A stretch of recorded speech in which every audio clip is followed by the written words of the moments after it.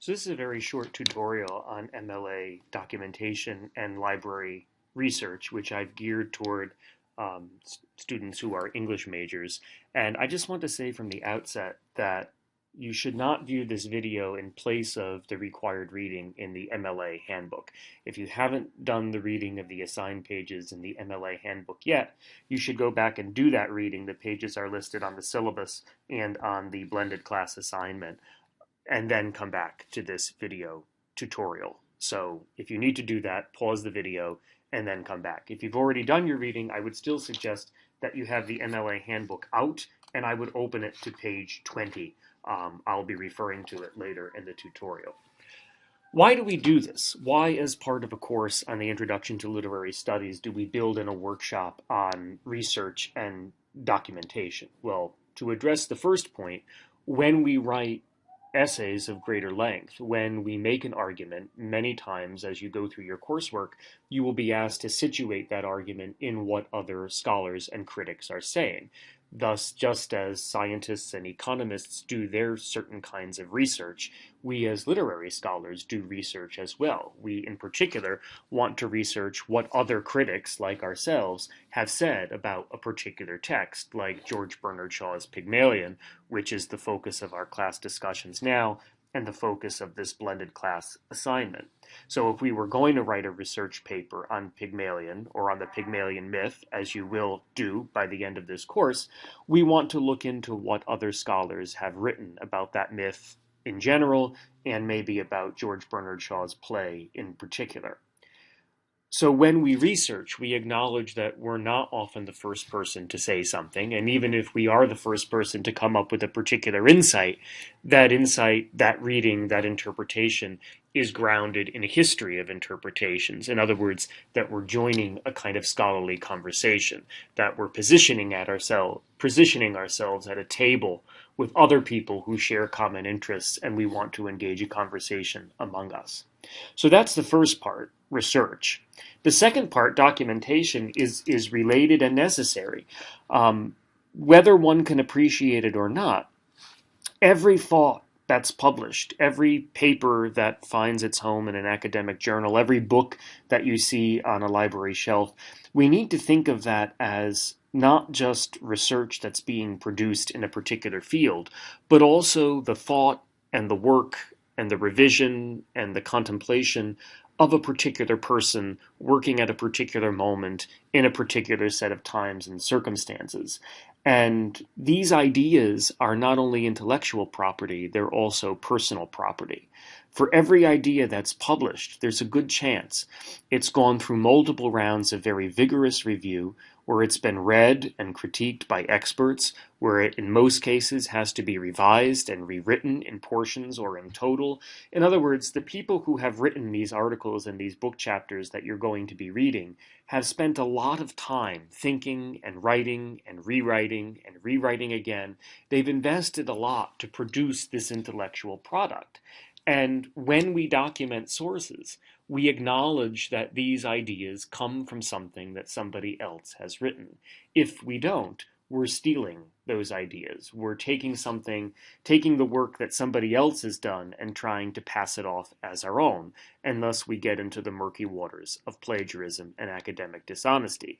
And that doesn't only mean copying word for word from a source that you find, a full text article that you find online, or, as is commonly the case, paraphrasing an abstract of an article without acknowledging its source. It also goes to simply taking an idea that you came across and passing it off as though you were the person who invented it, without paraphrasing it, without quoting from somebody who has written it, and without documenting it in this case, MLA style. When we cite, we're not just engaging in a tedious process of parentheses and indents and periods and colons. We're showing our reader that indeed other people have thought along these lines as well. Other people are shaping the conversations that we're joining, and we're in effect giving the reader the information that he or she needs to go find that source if they wanted to read more. So the document, the MLA citation, is both an acknowledgement of somebody else's ideas, as well as a reference, an actual reference to the reader of your work, if you want to go read more about what critic X has said, here's where you can go find that idea. So that's a bit of a background for why we research and why we document. And in this little video tutorial, I want to take you through some of the features available to us here at UMass Dartmouth on the library website. Now, for this assignment, I've asked you to find 5 sources. I've asked you to find 1 book and 4 articles. 1 book published by a university press on George Bernard Shaw, 3 articles published in scholarly journals on some aspect of the Pygmalion story in general, and 1 article published in a scholarly journal about George Bernard Shaw's Pygmalion specifically. And what I'd like to do is show you how you would go about finding them using 2 different but related resources on the library website. The first is this Search Articles, Journals, Books, Media, and More bar. And what this does right here on the home page is allow you to search everything that we hold here in the library. So if I wanted, say, to find a book published by a university press on George Bernard Shaw, I could begin by typing in George Bernard Shaw. And this will bring us to everything that our library holds in print and online. You see we've got over 58,000 hits. So you'll want to narrow that. If we're looking for a book, you can go over here to the left and limit the search to books. Now that's 559. That's still a lot, but it's fewer than 58,000.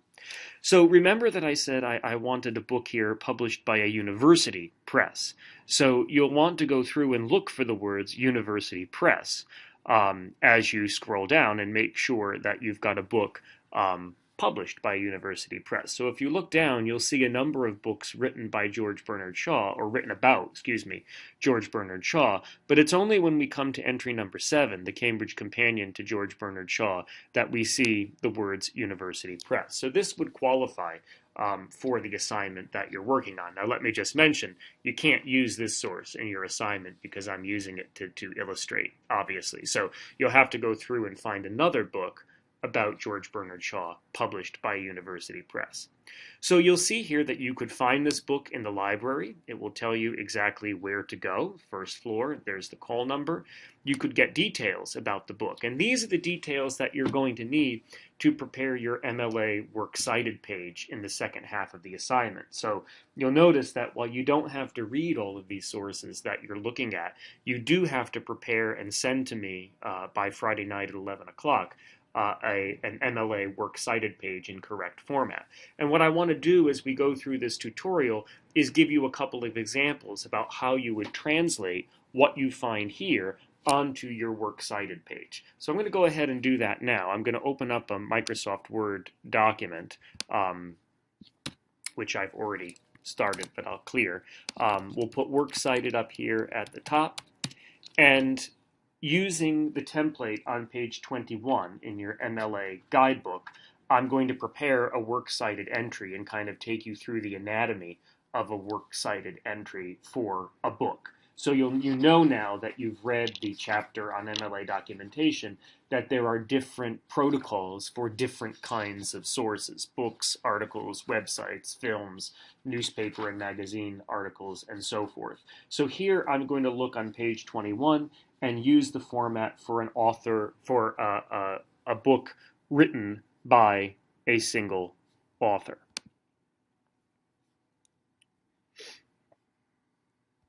So we'll see here that the author is a person by the name of C.D. Innes.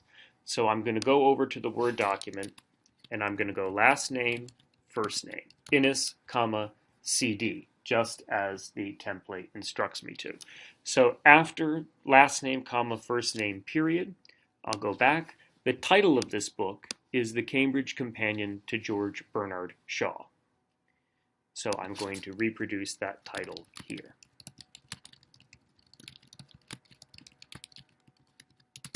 And titles of books and plays are rendered in italics or underlined. They're not put in quotation marks. Quotation marks are used for the titles of poems and short stories. They're not used for books and plays. So please be attentive to that. Use italics both in the Works Cited page and in the full text of your paper. So after the author's name and the title of the book, we need the publisher and the date of publication.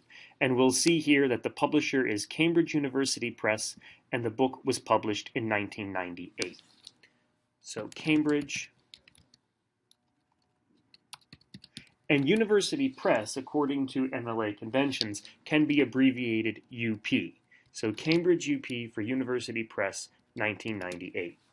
Now I want to mention one thing here in the Works Cited page. If this entry were to go on to another line, say the title was the Cambridge Companion to George Bernard Shaw and his many dramatic productions, period. If the entry goes on to another line, according to MLA protocol, you need to indent it at least 5 spaces before you go on to the next line. And all entries should be double-spaced. So please don't forget to indent.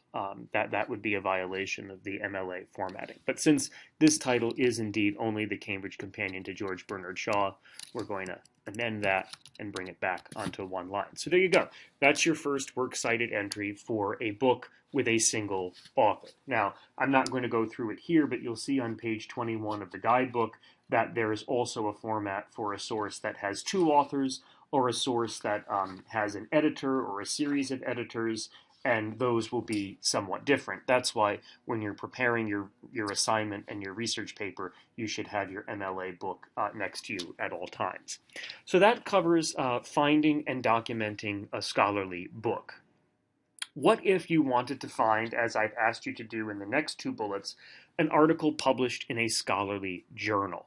The nice thing about the UMass Dartmouth catalog is that it actually categorizes for you all of the types of sources that are at your disposal, whether it's an image on Luna, or it's a book, or it's an article. So it becomes very easy to differentiate scholarly books from articles. So let's say that we wanted to find a scholarly article on George Bernard Shaw's Pygmalion. We could scroll down, or we could limit our search, going back over here, just to articles. And you'll see that there's a whole series of 19,000 articles at your disposal to choose from. So let's just go with the first one that appears here for ease of reference. You have an article by a person called H. Einson, published in Choice, which is an peer-reviewed academic journal. That's what we're looking for. And it's called Relations Between the Sexes in the Plays of George Bernard Shaw. And what's nice about the UMass Dartmouth catalog is that it will tell you when the full text of the article is available. So in other words, you could read this article online. If you clicked View Online, it would give you various links to click on that you could get the full text. You could download it, you could read it later, you could print it out and mark it up and highlight it. This will become important when you actually do your research paper later in the semester and you're asked to read and to summarize and to respond to these scholarly sources. But for our purposes, we found a scholarly article on George Bernard Shaw. Now, in this case, it's not about Pygmalion specifically, so this particular article might not meet the demands of the assignment. But as you see, if you go down just to number 2, you've already got an article on Bernard Shaw's Pygmalion. Again, you can't use that one because I've already identified it, but you've got 19,000 at your disposal, so you should be able to find something. But let's go ahead and let's prepare an MLA bibliography works cited entry for this scholarly article, which takes a slightly different form than a book. And I'm still on page 21 in the manual, and I'm going to be looking at the first entry here under number 1 author, this article template that begins with Baron, comma, Naomi. That's the template that I'm going to use, because here we have an article written by a single author. So just like with the book, we begin with the author's name, last name first. And if the author doesn't have a full first name listed, you just go with what's there. There's a first initial H. So, as you've read now in your MLA guidebook, you know that a works cited page is listed in alphabetical order. And that's one of the most common mistakes that students make on this kind of assignment. You must list the references the works cited in alphabetical order. So in this case, because our author is Einson, beginning with an E, we know that E comes before I, so we're going to reposition that entry up here. Einson, comma, H. And then if you're looking on page 21 in the MLA manual, you'll see that after the author comes the title. But in this case, since it's the title of an article, a shorter work, and not a whole book, the title of the article this time goes in quotation marks. So the title of our article is Relations Between the Sexes in the Plays of George Bernard Shaw.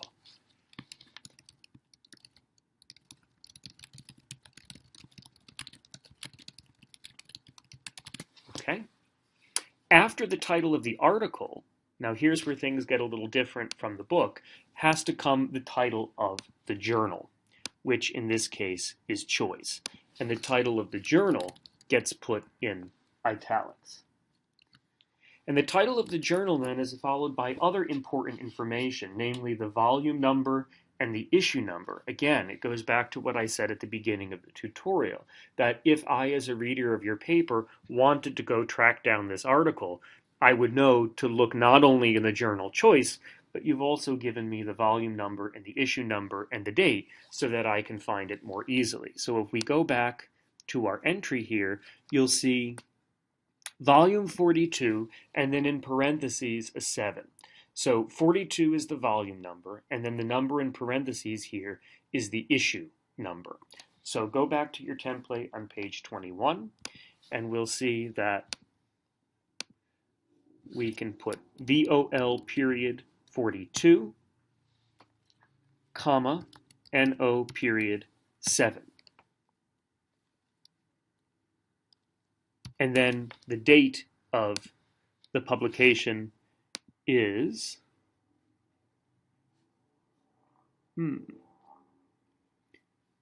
let's click on it and see if we can get the date. March 2005. So again, you might not get everything up front, but if you click around, you'll be able to find the information. So March 2005. And then the last information you provide are the page numbers.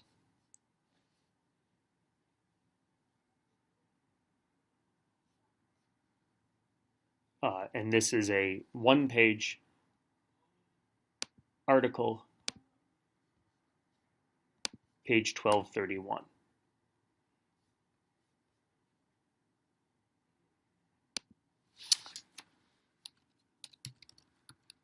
And again, because you indent, you want to tab down, hard return, and then indent the second and any subsequent line. So if it went on for a third line, you would continue tabbing until you got to the next author. Let's do one more, just to practice. You see that I've also asked you for an article published in a scholarly journal on some aspect of the Pygmalion story. So let's go back and look. Let's do another search. Pygmalion myth. Okay. So we indeed have an article here on the Pygmalion myth in science fiction cinema. Stepford Wives, Blade Runner, Ghost in the Shell. It sounds like an interesting article. It is a peer-reviewed journal. Again, you can't use this on the assignment, but there are 6,000 others that are at your disposal, published in the International Journal of Arts and Sciences. So in this case, again, the full text is available, so you could view it online. In this case, I'm just going to go ahead and prepare the MLA entry for you without any kind of narration. So you can just watch what I'm doing. And again, I'm using the same format that's outlined on page 21 in the MLA book.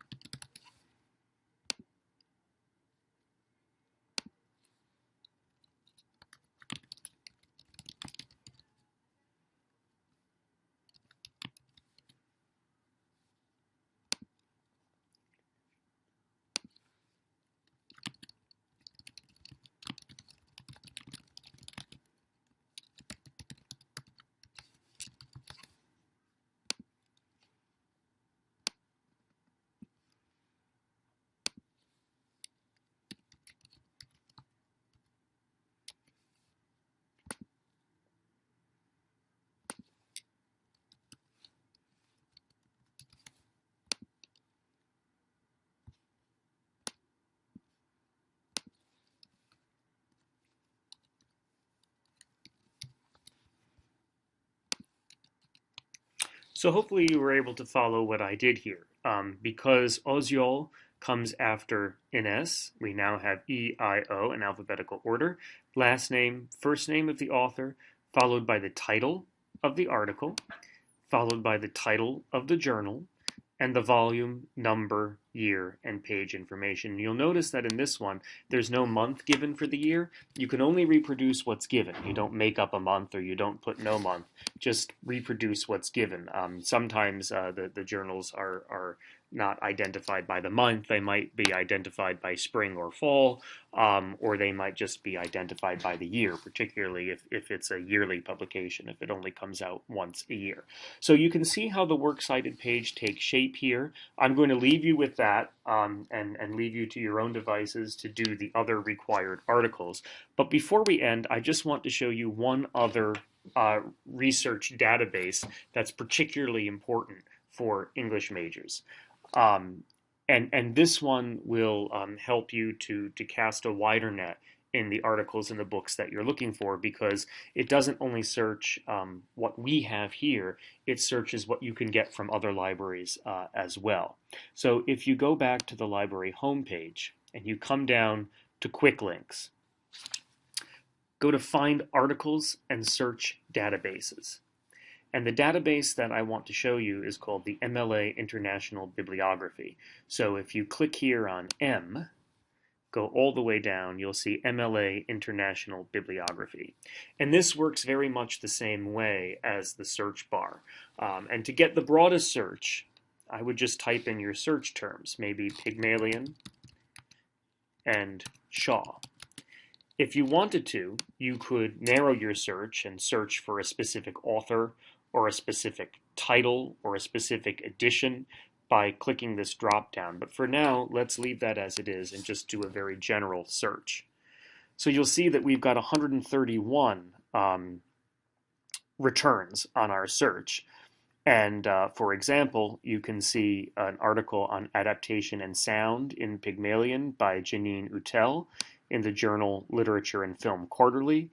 You can scroll down and you can find other articles on George Bernard Shaw and Pygmalion. Now remember, this search was more specific. We're looking for Shaw and Pygmalion. If we wanted to just look for George Bernard Shaw, chances are the search,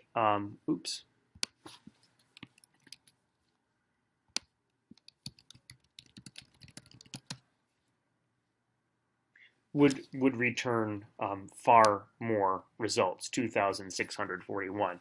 And in the MLA International Bibliography, you'll get better results if when you're searching for an author, you use the last name followed by the first name, just like you would in MLA citations. So this is another very good resource for you, and one that I would check in addition to just using the search bar on the UMass Dartmouth Library site.